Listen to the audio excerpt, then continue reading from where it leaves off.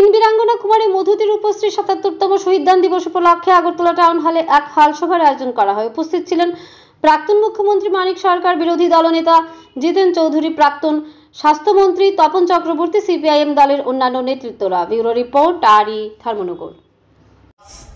আমাদের রাজ্যে গণতন্ত্র আক্রান্ত, মানুষের গণতান্ত্রিক অধিকার, বামফ্রন্ট সরকার গঠন এবং দ্বিতীয় বামফ্রন্ট সরকার পর্যন্ত কাজ করেন। পরবর্তী সময় বাহিনীর লোকেরা গুলি চালিয়ে হত্যা করেন কুমারী মধুতি এবং রূপশ্রীকে। আজকে আমরা বেরোনোর ভান করে যেতেন এবং এক গ্রাম।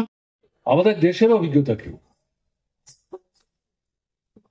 আরএসএস নিয়ন্ত্রিত বিজেপি সরকার চালাচ্ছে।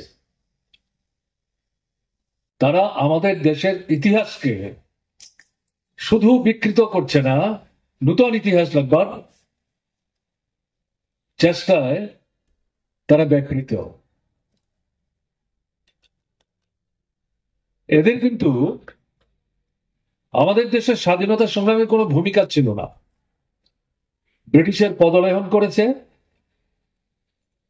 স্বাধীনতার সংগ্রামের পিঠে ছুরি মেরেছে, বিশ্বাসঘাতকতা করেছে।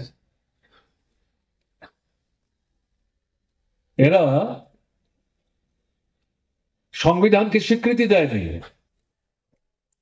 জাতীয় পতাকাকে গ্রহণ করেনি, জাতীয় সঙ্গীতকে স্বীকৃতি দেয়নি। এগুলো সব পরিবর্তন করবার চেষ্টা করেছে। এরা এখন ক্ষমতায় আছে। এটা গণতান্ত্রিক আন্দোলনের দুর্বলতা। এরকম একটা ফ্যাসিবাদী শক্তি ভারতবর্ষের মতো 140 কোটি মানুষের দেশ, তার সরকারে তারা প্রতিষ্ঠিত 10 বছর যাবৎ এবং তৃতীয়বারের জন্য সরকার এসছে। এটা গণতান্ত্রিক শক্তির দুর্বলতার নিদর্শন। এটা স্বীকার করতে হবে। এটা অস্বীকার করার কোনো সুযোগ নেই। এই সুযোগটাকে পাথেয় করে তাদের যে অতীত মসিলিপ্ত ইতিহাস, জনবিরোধী ইতিহাস, রাষ্ট্রবিরোধী ইতিহাস, সাম্রাজ্যবাদের পদলেহনের ইতিহাস, এটাকে ভুলিয়ে দেওয়ার জন্য বিশেষ করে নতুন প্রজন্মের ছেলে মেয়ে যারা, তাদেরকে বিভ্রান্ত করার জন্য নতুন ভাবে ইতিহাস তৈরি করার চেষ্টা করছে। সংবিধান যেটা 1949-এর নভেম্বরে গৃহীত হয়েছে ডক্টর বাবা সাহেব আম্বেদকরের নেতৃত্বে, কমিউনিস্ট হিসাবে আমরা স্বাধীনতার পর যেমন রাষ্ট্র ব্যবস্থার পত্তন হোক চেয়েছিলাম, মানুষের জীবনের মৌলিক সমস্যাগুলোর যেভাবে সমাধান হোক আমরা চেয়েছিলাম, এই প্রণীত সংবিধানের মধ্যে এই দৃষ্টিভঙ্গি নিয়ে তার আইন কানুন প্রথা পদ্ধতি সন্নিবিষ্ট হয়েছে, ঘটনা মোটেই তা না। এই সংবিধান নিয়ে আমাদের প্রশ্ন আছে। মুজাফফর আহমেদ ভারতবর্ষের কমিউনিস্ট আন্দোলনের প্রতিষ্ঠাতাদের মধ্যে অন্যতম।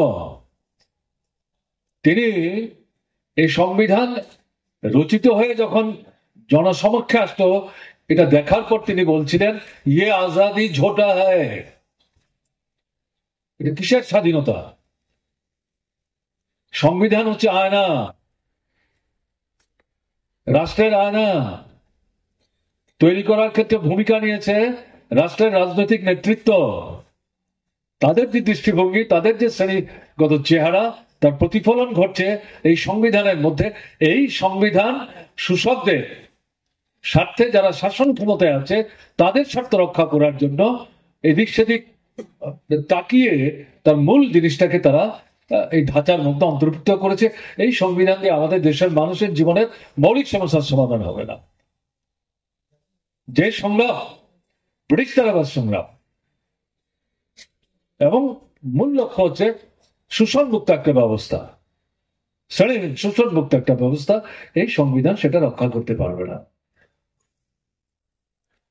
আরএসএস বা এখন যেটা বিজেপি, তখন ছিল জনসংঘ, তারা এই দৃষ্টিভঙ্গি নিয়ে এই সংবিধান প্রণয়নের সময় তার কনস্টিটিউয়েন্ট যে অ্যাসেম্বলি, তাতে তাদের যারা প্রতিনিধি ছিলেন, তারা এই দৃষ্টিভঙ্গি নিয়ে আমাদের কমিউনিস্টদের মতো বিরোধিতা করেছিলেন। ঘটনা কিন্তু মোটেই তা না। স্বাধীনতাকেই তারা স্বীকার করছে না। এদেশের আবার সংবিধান কি, এই ছিল তাদের মূল দৃষ্টি। এখন এরা এই সংবিধানটাকেই ধ্বংস করতে চাইছে। তারা তাদের মতো করে তাদের শ্রেণী স্বার্থে দেশি বিদেশি সাম্রাজ্যবাদের যারা তল্পিবাহক, একচেটিয়া পুঁজির যারা ধারক বাহক, এদের স্বার্থ রক্ষা করার জন্য তারা নতুন করে সংবিধান তৈরি করার জন্য পায়তারা করছে।